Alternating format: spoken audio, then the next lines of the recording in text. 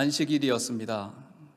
예수님은 안식일을 어떻게 보내셨을까요? 많은 사람들이 안식일에 축제를 즐기고 있을 때 이 베데스다 연못에는 많은 병자들이 고통 가운데 있었습니다. 예수님의 관심은 바로 안식일 축제에서 제외된 사람들에게 있었습니다. 예수님은 안식일에 베데스다 연못에서 고통하고 있는 38년 된 병자를 고쳐주셨습니다. 이것은 놀라운 하나님의 역사이고 기적이었습니다. 그런데 유대인들은 예수님께서 안식일에 병을 고치고 안식일을 범했다는 이유로 예수님을 박해하기 시작했습니다. 이에 예수님께서 아버지께서 일하시니 나도 일한다고 말씀하시자 유대인들은 더욱 붕괴하며 예수님을 신성모독자로 여기며 예수님을 죽이려고 했습니다. 그래서 예수님은 긴 설명을 통해서 아버지와 아들의 관계를 설명하시며 자신의 권위와 권한이 어디서부터 오는지에 대해서 증언하고 계시는 것입니다.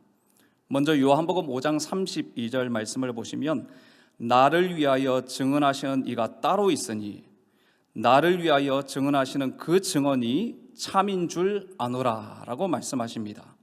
자기 자신을 위하여 증언하는 것은 법적인 효력이 없기 때문에 예수님은 자신을 위하여 증언하시는 이 바로 성부 하나님이시죠. 하나님께서 나를 위하여 증언하고 계시고 그 증언이 참되다고 말씀하십니다. 이 하나님의 증언을 네 가지로 정리할 수 있는데 그 첫 번째 증인은 세례 요한입니다. 33절부터 35절 말씀을 보시면 너희가 요한에게 사람을 보내매 요한이 진리에 대하여 증언하였느니라. 그러나 나는 사람에게서 증언을 취하지 아니하노라. 다만 이 말을 하는 것은 너희로 구원을 받게 하려 함이니라. 요한은 켜서 비추이는 등불이라. 너희가 한때 그 빛에 즐거이 있기를 원하지 아니하거니와 라고 말씀하죠. 세례 요한은 하나님이 보내신 사람이었고 진리 대신 예수님에 대해서 증거한 위대한 선지자였습니다. 세례 요한은 예수님이 하나님의 아들로서 영광을 받도록 하기 위해서 자신은 철저하게 작아지기를 원했고 결국에는 조용히 무대 뒤로 사라졌던 사람입니다. 예수님께서 오실 길을 예비하는 등불의 역할을 감당했던 사람입니다. 세례 요한의 증거보다 더 큰 증거가 있는데 그것은 두 번째로 하나님께서 이루시는 바로 하나님의 역사, 기적이었습니다. 36절 말씀을 함께 읽어보겠습니다. 요한의 증거보다 더 큰 증거가 있으니 아버지께서 내게 주사 이루게 하시는 역사 곧 내가 하는 그 역사가 아버지께서 나를 보내신 것을 나를 위하여 증언하는 것이요. 아멘. 예수님께서 이루시는 많은 역사와 기적들은 자신의 지혜와 능력으로 한 것이 아니라 하나님께서 이루게 하신 일이라고 말씀하십니다. 바로 하나님 아버지로부터 위임받아 사역하였고 이 모든 역사와 기적들은 예수님이 하나님의 아들이라는 사실을 증거하기 위한 것이라고 말씀하십니다. 세 번째 증거는 아버지께서 친히 증언하신다고 말씀합니다. 37절 말씀해 보면 또한 나를 보내신 아버지께서 친히 나를 위하여 증언하셨느니라 라고 말씀하십니다. 하나님은 예수님이 자기 아들인 것을 친히 증거하셨습니다. 아버지께서 아들을 통하여 음성을 들려주시고 말씀으로 예수님을 증거하셨습니다. 하지만 유대인들은 어떻습니까? 예수님을 받아들이지 않았고 믿지도 않았던 것입니다. 마지막 네 번째 증거는 성경 말씀입니다.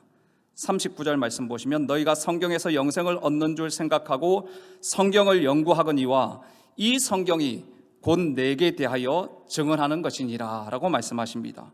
성경을 연구했다고 했는데 여기서 말씀하시는 성경은 바로 구약 성경을 말씀합니다. 유대인들은 구약 성경에서 영생을 얻는 줄 생각하고 성경을 자세히 연구하고 살폈다는 것입니다. 어려서부터 성경을 듣고 배우고 암송을 하고, 특히 랍비들은 한 구절 한 구절, 한 단어 한 단어의 의미를 자세히 연구하고 살폈습니다. 창세기 1장 3절에는 말씀으로 세상 만물을 창조하신 말씀이신 예수님이 등장하고 있습니다.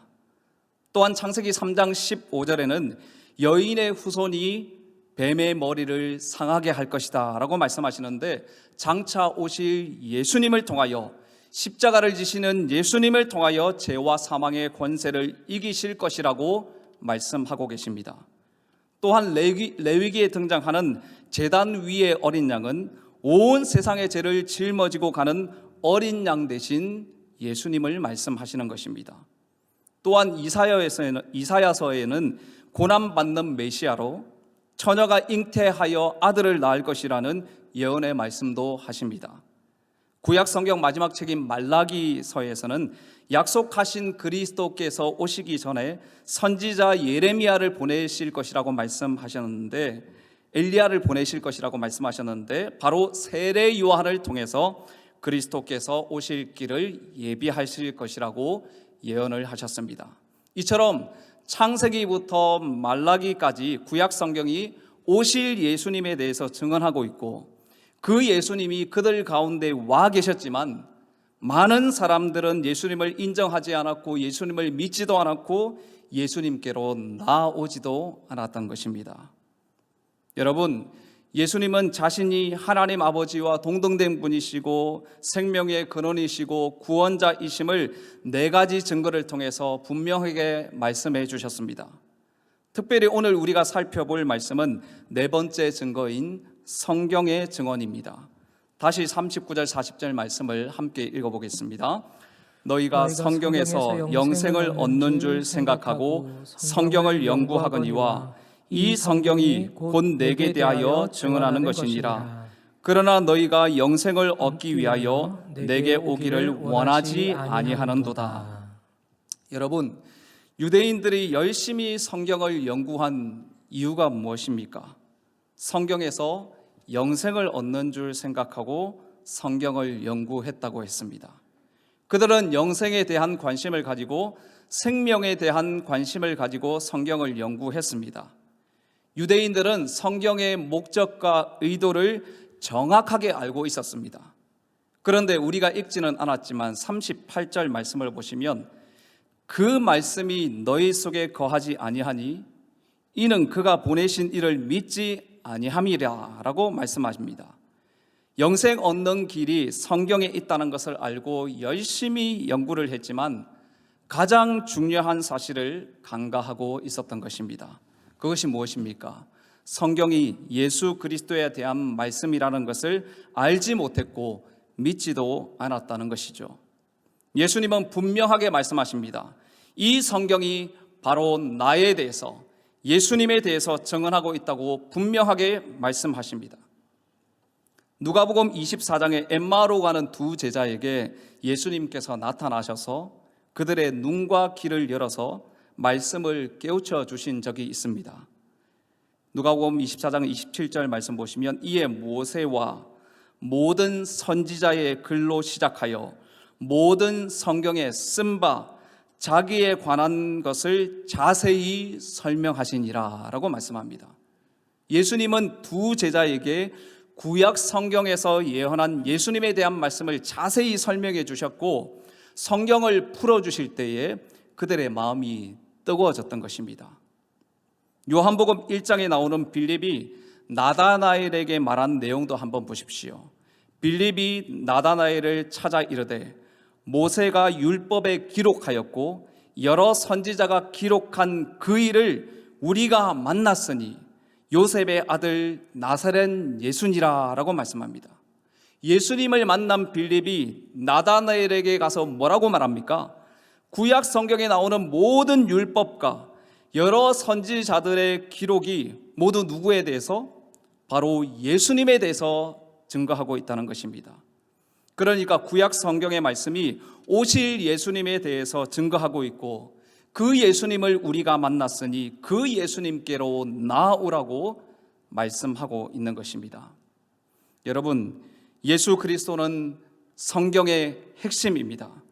예수 그리스도는 하나님이 말씀을 통해 우리에게 전해주시려는 가장 중요하고 귀중한 선물인 줄 믿습니다.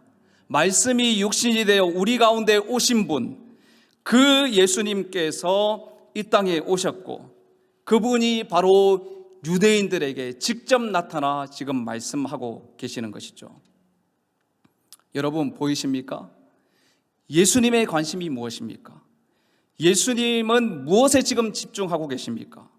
구약 성경에서 예언된 메시아에 대한 하나님의 말씀을 온전히 이루고 계시는 것이죠. 예수님의 모든 삶과 사역과 말씀들은 바로 성경의 예언을 따르는 것이었다는 것입니다. 그래서 예수님은 생명을 걸고 말씀에 순종하신 것이죠. 실제로 예수님은 말씀 한마디도 그냥 하시지 않으셨습니다. 예수님은 자의적으로 행동하시는 분이 아니라 하나님께서 이르신 말씀을 하셨고 아버지의 말씀에 절대적으로 순종하신 분이셨습니다. 요한복음 12장 49절 50절 말씀을 함께 읽어보겠습니다. 내가 자의로 말한 것이 아니요 나를 보내신 아버지께서 내가 말한 것과 이룰 것을 친히 명령하여 주셨으니 나는 그의 명령이 영생인 줄 아노라. 그러므로 내가 이르는 것은 내 아버지께서 내게 말씀하신 그대로니라 하시니라. 아멘. 여러분, 그렇다면 성경이 예언한 메시아에 대한 이 핵심적인 말씀이 무엇입니까? 바로 마태복음 20장 28절에서 말씀하시는 것처럼 인자가 온 것은 섬김을 받으려 함이 아니라 도리어 섬기려 하고 자기의 목숨을 많은 사람들의 대속물로 주려 함이라고 말씀하시죠. 예수님은 자신의 생명을 많은 사람들을 위하여 대속물로 내어주기 위해 바로 종으로 이 땅 가운데 오신 것입니다. 그래서 비천하게 탄생하시고 그늘질 곳으로 찾아오시고 병든 자와 약한 자를 돌보아 주시고 세리와 창녀들의 친구가 되어주시고 자기의 죄됨과 연약함과 부족함을 인정하고 나오는 자들을 그 누구도 거절하지 않으시고 받아주시고 안아주시는 분이셨습니다. 지금까지 예수님이 행하신 모든 일들은 하나님의 말씀을 이루는 일이었고 온통 관심은 구약의 말씀을 성취하는 일이었습니다. 그런데 여러분, 유대인들은 지금 어디에 관심이 있습니까? 열심히 성경을 배우고 연구하지만 성경의 핵심인 예수 그리스도께 관심이 없었습니다. 성경이 메시아에 관해서 말하고 있다는 것을 알고 있고 메시아가 유일한 소망이라는 것을 고백도 하지만 그들 속에 진리의 말씀이 없었고 하나님이 보내신 예수님을 믿지도 않았고 영생을 얻기 위해서 예수님께로 나아오지도 않았던 것입니다.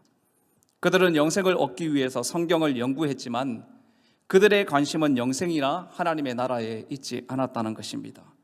그들은 메시아를 기다리고 있다고 말하지만 자신의 의를 드러내는 일에 더 관심이 많았습니다.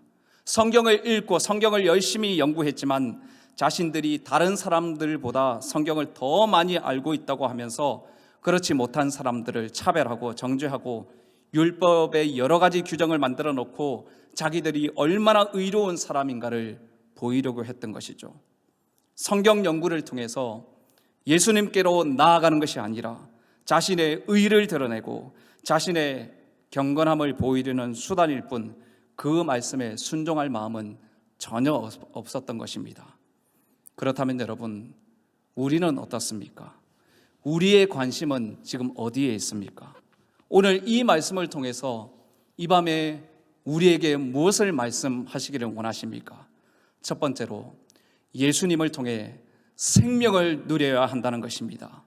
예수님을 통해서 생명을 누리는 여러분들 되시기를 바랍니다. 여러분, 성경에는 윤리적인 가르침이 있습니다. 인간이 어떻게 살아야 하는지에 대한 지혜도 있습니다. 아주 심오한 우주적인 원리도 과학적으로, 역사적으로 신뢰할 수 있는 정보들도 성경에서 찾을 수 있습니다. 심지어는 건강하고 장수하는 비결도 성경에 있습니다. 그런데 여러분, 우리가 성경을 통해서 다양한 정보나 유익을 만날 수 있지만 이 모든 것이 성경이 말하고자 하는 본래의 의미는 아니라는 것입니다. 성경을 우리에게 주신 목적은 죄로 말미암아 하나님과 단절되어 아무런 소망도 없는 인간들을 구원하여 영원히 살 수 있도록 하기 위한 길인 예수 그리스도를 증거하는 것인 줄 믿습니다. 예수님을 믿고 생명을 얻는 것이 성경을 우리에게 주신 목적인 것입니다. 만약 성경을 통해서 예수 그리스도를 믿지 못하고 생명을 얻지 못한다면 성경의 참된 가치를 왜곡하고 있는 것입니다. 요한복음 20장 31절 말씀을 보시면 오직 이것을 기록함은 너희로 예수께서 하나님의 아들 그리스도이심을 믿게 하려 함이요 또 너희로 믿고 그 이름을 힘입어 생명을 얻게 함이니라 라고 말씀하십니다. 요한복음의 말씀뿐만 아니라 하나님께서 우리에게 성경을 주신 목적은 하나님이 보내신 그 아들 메시아이신 예수 그리스도를 믿고 생명을 얻는 것이라고, 구원을 얻는 것이라고 말씀합니다. 여러분, 생명과 구원은 예수님을 통해서만 얻을 수 있는 줄 믿습니다. 사랑하는 성도 여러분, 성경 말씀을 읽고 듣고 묵상하고 연구하는 것을 통해서 예수님을 만나는 은혜가 있기를 바랍니다. 예수님을 만남으로 생명을 얻으시기를 바랍니다. 생명을 얻어 그 생명의 역사를 누리며 살아가는 여러분들 되시기를 바랍니다. 하나님의 말씀을 통해서 예수님을 만나고 그 생명의 역사를 누리고 그 생명의 역사를 나누며 살아가는 모든 성도님들의 삶이 되시기를 주님의 이름으로 축복합니다. 두 번째로 우리에게 주시는 말씀은 성경을 부지런히 읽고 연구해야 한다는 것입니다. 여러분, 우리가 성경을 읽고 묵상하고 연구하는 이유가 무엇입니까? 바로 예수님을 믿고 생명을 얻을 뿐 아니라 영생을 주시는 하나님의 은혜를 깨닫고 예수님을 닮아가는 삶을 살기 위해서 우리는 성경을 읽고 연구해야 합니다. 날마다 성경을 읽고 묵상하고 연구하여 나를 구원하신 예수님을 알아갈 때 우리의 삶에 변화가 일어나게 되는 것입니다. 말씀의 능력이 있기 때문에 말씀이 우리를 변화시키시고 성숙시키시는 줄 믿습니다. 영생을 얻은 하나님의 백성으로 변화된 삶을 살기를 원한다면 반드시 하나님의 말씀을 가까이 해야 하고 성경을 읽고 묵상하고 연구하고 하나님의 말씀이 선포되는 자리를 사모해야 하는 것입니다. 또한 우리는 복음을 증거할 때 내 경험이나 상식으로 말하지 않고 성경을 근거로 말하고 증거하기 위해서도 우리는 성경을 읽고 연구해야 합니다. 여러분, 이 세상을 살아가는데 상식도 필요하고 갖가지 학문도 필요하고 기술을 습득하고 예술 활동을 하는 것 다 필요하고 그건 역시 소중합니다. 하지만 구원의 계시인 하나님의 말씀을 배우는 일에 마음을 쏟는 것보다 더 중요한 것은 없는 줄 믿습니다.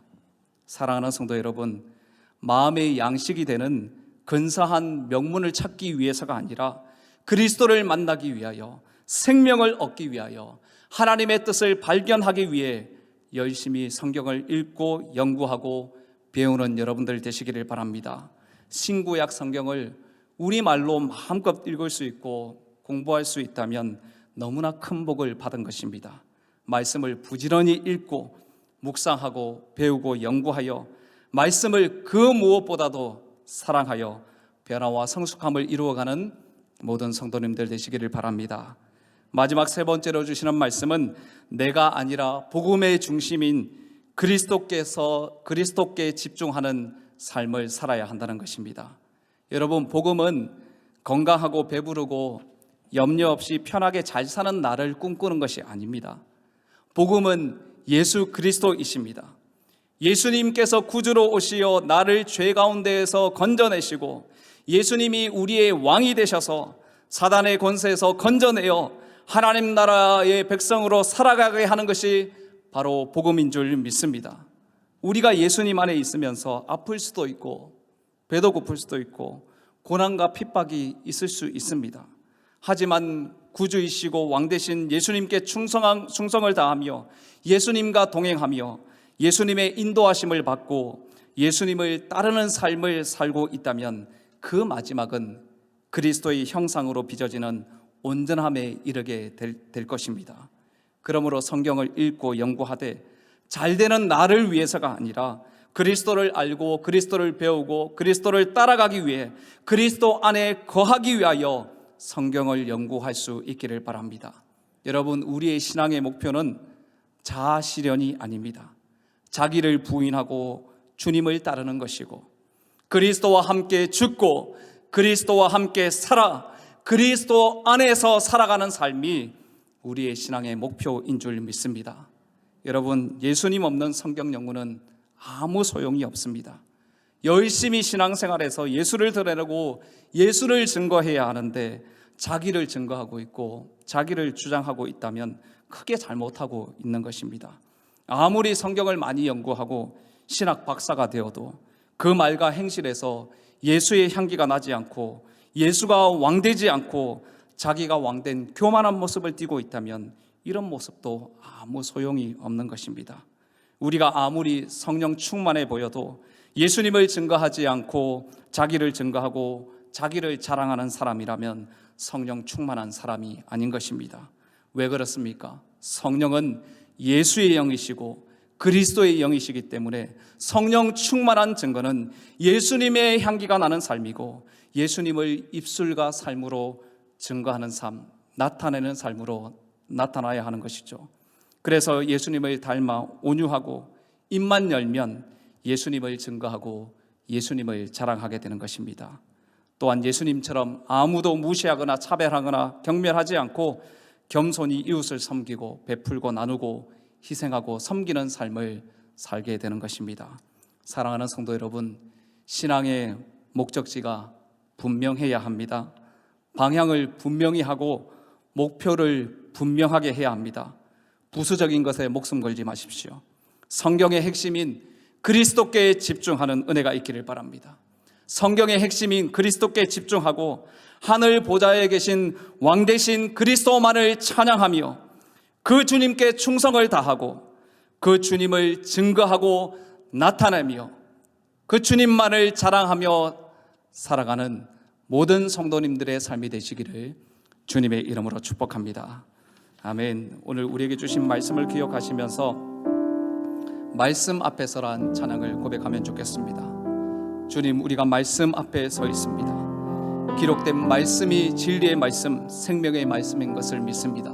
주님, 말씀으로 새롭게 하시고 말씀 가운데 거하는 은혜를 우리 가운데 허락하여 주시옵소서. 그런 마음으로 말씀 앞에서 고백하며 찬양하겠습니다.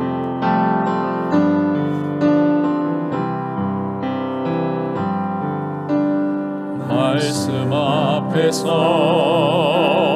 경외함으로 주께 홀로 섭니다. 생명의 말씀 믿고 순종해 주를 예배합니다. 기록된 말씀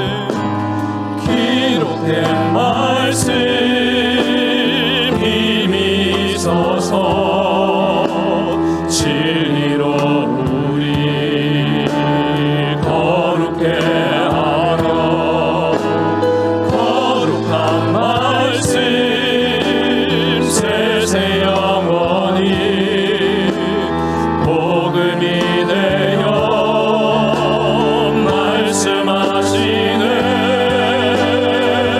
하나님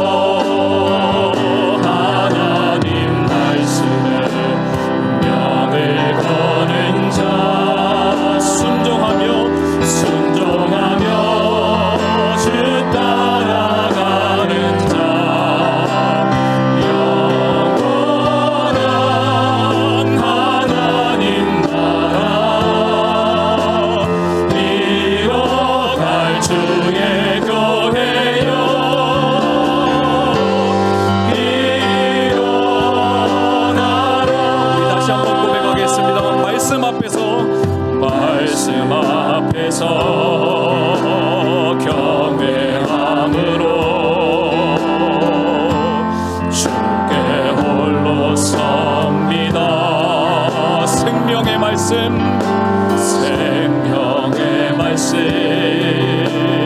읽고 순종해 주를 예배합니다. 기록된 말씀 힘이 서서 진리로 우리 거룩해 하며 거룩한 말씀 세세 영원히 복음이 되어 말씀하시네. 하나님 말씀에 두려워하는 자, 그 말씀에 생명을 거는 자, 그 말씀에 생명을 거는 자, 사랑 찾으시는 주님의 약속을 믿어. 하나님 말씀에 영을 거는 자, 그 말씀에 사며 주 따라가는 자, 영원한 하나님 나라 이뤄갈 주의 교회요 일어나라.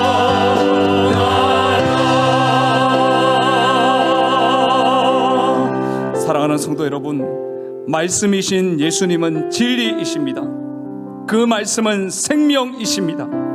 그 말씀을 믿고 순종하는 하나님의 사람들을 통해 하나님 나라를 이루어 가시는 줄 믿습니다. 오늘 주신 말씀을 붙들고 기도할 때 성경 말씀을 통해 예수님을 만나게 하여 주시옵소서. 예수님을 만나 생명을 얻게 하여 주시고 그 생명의 역사를 누리고 그 생명의 역사를 증거하며 살게 하여 주시옵소서. 2022년 한 해 동안 더 말씀을 가까이 하고 더 말씀을 사모하며 변화와 성숙함을 이루는 삶이 되게 하여 주시옵소서. 내가 아니라 성경의 핵심인 그리스도께 집중하게 하시고 그리스도만을 찬양하게 하시고 그 주님께 충성하고 그 주님을 증거하는 영광스러운 삶을 살게 하여 주시옵소서. 주여 역사하여 주시옵소서. 한번 외치고 기도하며 나가겠습니다. 주여 역사